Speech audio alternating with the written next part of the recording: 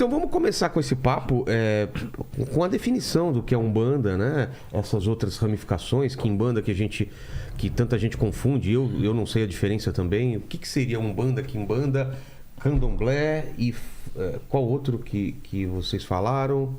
São milhares. O Rodrigo é a nossa maior autoridade aqui para falar sobre isso. Vamos lá então. Bom, Umbanda, definição, a gente pode partir para o lado etimológico ou histórico. Acho que cabe assim deixar claro para o público que Umbanda, acima de tudo, é uma religião como qualquer outra e, como tal, a religião ela preconiza a ideia do bem sempre, do amor, né? E aí tudo mais é particularidades. Então, o fato dela ser uma religião mediúnica, a gente tem que explicar a mediunidade, dela ter ritualísticas específicas, assim como o pai Adriano vai falar muito de ervas aqui provavelmente, o culto a orixá, e quando se fala Umbanda e culto a orixá, há muitas nuances regionais que vai definir características. Então, a maneira como muitas umbandas praticam o culto de orixá no estado de São Paulo vai ser diferente do que acontece na Bahia, vai ser diferente do que acontece no Pernambuco, em outras regiões. Então, Umbanda é uma religião brasileira, de grande força e presença afro-brasileira, de presença indígena, de presença europeia na sua mística e que preconiza o caminho do bem e do amor sempre, absolutamente. Qualquer coisa diferente disso já não pode nem ser Umbanda e tampouco religião, né? Porque religião. Mas a Umbanda nasce no Brasil?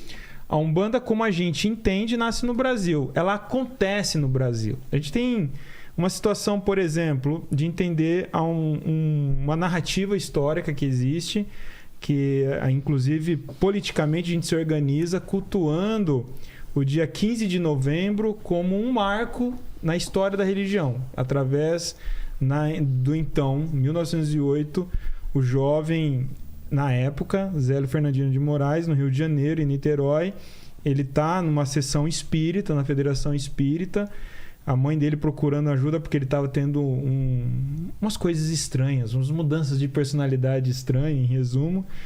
E nessa sessão vem uma entidade espiritual, se apresenta como caboclo das 7 encruzilhadas e que dali por diante ele iniciaria um novo culto, um novo rito, uma nova religião. Esse é um marco histórico que a gente se organiza em torno, né? No entanto, a Umbanda ela é o resultado de um processo histórico desde o século XVII, XVI no Brasil, que vai acontecendo várias manifestações religiosas nesse solo, né, nesse país nosso, que vou dar uma simplificada. Quando chega o europeu aqui, né, com a missão de colonizar e catequizar os índios, também. A mistura, o encontro da religiosidade nativa dos povos originários aqui, os indígenas, então, com a Igreja Católica, vai surgir novos cultos, que virou a santidade, conhecido como santidade indígena, né? É muito interessante esse lado da história, tinha até Papa. Essa religião, né? O Papa foi constituído aqui entre os indígenas, né? Ah, é? E essa religião, que já não temos mais traços dela, é a santidade, conhecido como santidade, e foram tendo várias transformações. Depois... Essa religião dos indígenas era mediúnica também? Então, tinha transe. Tinha transe. Mediunidade, esse termo é usado... cunhado por Allan Kardec. Então a gente já está falando mais 1850. Então, isso bem antes, isso já está acontecendo no Brasil. O transe entre os indígenas e os africanos era algo natural. O transe, essa coisa xamânica também. A coisa exatamente do xamânico, né? Exato. Aí, então, mais tarde, já depois de todo esse rolê aqui com os europeus e os indígenas, vai chegar os africanos escravizados aqui. E eles trazem uma carga religiosa e espiritual fortíssima, nativa deles. E nesse encontro do culto africano, original africano, com a espiritualidade ali do europeu, o catolicismo específico, vai surgir novas organizações, novas formas de fazer culto também. Aí até o Dr. Edio também pode, o pai Adriano, ficar à vontade para falar, me interromper a qualquer momento aqui. Porque, por exemplo, entre eles, os africanos, vai haver organização entre eles, porque o culto original deles lá da África não dava mais para fazer aqui. Era proibido? Também era proibido, era perseguido. Mas era criminalizado. Tinha um nome. Mas isso depois ainda, né? Ali no começo havia muito medo, né? Havia muito medo que eles faziam. Eles entravam no transe, eles faziam... Ah, tá. Daí, só que, ao mesmo tempo, os sábios africanos, eles eram muito sagazes, né? Eles entendem rápido, assimilam rápido a crença do branco. O santo, essa coisa toda. Aí eles começam já a fazer correlações. Rapidamente eles assimilam isso e começam a fazer correlação. Pô, esse santo aí tem umas coisas aqui do meu orixá. Pra poder um ser exemplo. aceito.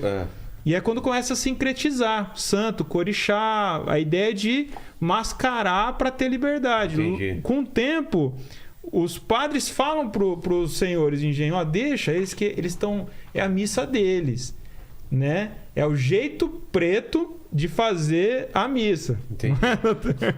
Eu acho que vale lembrar também que os seres humanos negros africanos escravizados, né, do outro lado do oceano para cá, eles também foram desorganizados, né, doutor Edio? Eles chegaram aqui e foram separados das suas famílias e colocados, ajuntados em etnias diferentes, em grupos linguísticos diferentes, para que não se organizassem. E havia conflitos entre eles também. Porque a religião é uma forma de organização e de... social.